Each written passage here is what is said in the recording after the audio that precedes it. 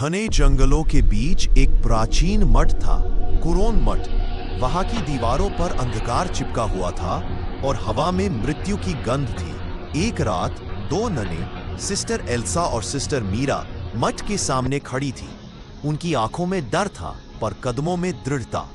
Elsa ने कहा, आज अगर हमने ये दरवाजा नहीं खोला तो पूरी दुनिया बुराई के हवाले हो जाएगी। उन्होंने वह लोहे का दरवाजा खोला और भीतर चली गई। वहां उनका सामना हुआ एक भयानक नन से, मदर सेराफीन। लेकिन इससे पहले कि वे कुछ पूछ पाती, मदर सेराफीन ने खुद को फांसी लगाकर मार डाला। उनकी मौत की खबर चर्च तक पहुंची। फादर डेमियन, जो एक अनुभवी पुजारी था, उसने जांच के लिए जाने का फैसला किया। उसके साथ गई सिस्टर लीना, जिसे भविष्य के विजन आते थे और आत्माओं से संवाद करने की शक्ति थी। रात के अंधेरे में दोनों कुरोन मठ पहुंचे।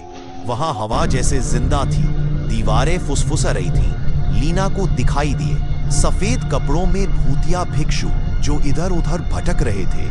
फादर डेमियन पर एक आत्मा ने हमला किया। वह वही नन थी, मदर सेराफीन, जिसकी गर्दन टूटी हुई थी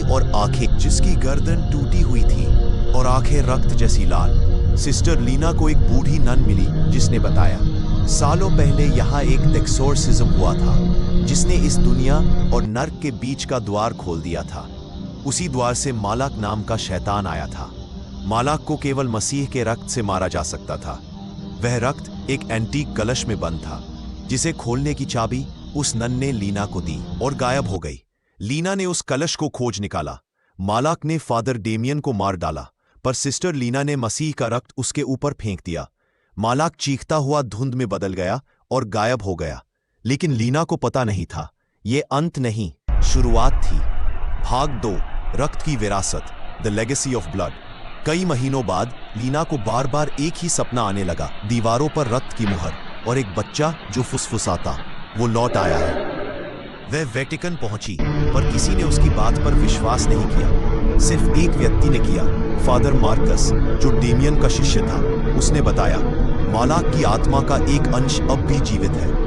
वह किसी नए शरीर में जन्म लेने वाला है। जांच के दौरान उन्हें पता चला कि एक गांव में एक बच्चा जन्म के तुरंत बाद गायब हो गया था और उसके जन्म के समय आसमान लाल हो गया था। गांव में पहुंचने पर लीना ने देखा, दीवारों पर वही रक्त की मुहर बनी थी जो उसे सपनों में दिखती थी। रात को वह आवाज फिर आई, मेरा अंत नहीं हुआ, मालाक अब इंसान बन चुका है।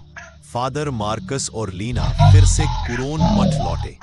वहां उन्हें एक पुरानी पुस्तक मिली, सैंग्विस मैलेडिक्टम, रक्त का श्राप। उसमें लिखा था, जिस दिन मसीह के रक्त को खोला जाएगा, उसी दिन अंधकार फिर जन्म लेगा।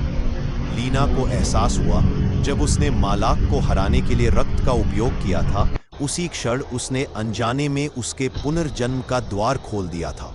मालाक अब एक बच्चे के रूप में वेटिकन के अनाथालय में था और कोई नहीं जानता था कि वह अनाथालय की दीवारें सफेद थीं, पर भीतर की हवा में एक अनदेखा डर था।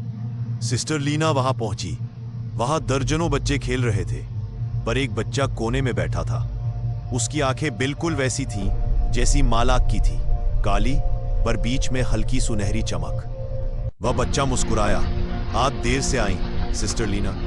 लीना का दिल थम गया। वह जान गई, यही मालाक का नया रूप है। फादर मार्कस ने सैंग्विस मैलेडिक्टम से मंत्र पढ़ना शुरू किया, पर अचानक वह पुस्तक हवा में उड़ गई और जलने लगी। कमरा बंद हो गया, खिड़कियां फट पड़ी, बच्चे रोने लगे। मालाक ने अपने नए शरीर से बाहर निकलकर धुएं जैसी काली आकृति ले ली। वह बोला, अब मुझे कोई रक्त नहीं रोक सकता, क्योंकि अब रक्त मेरा है।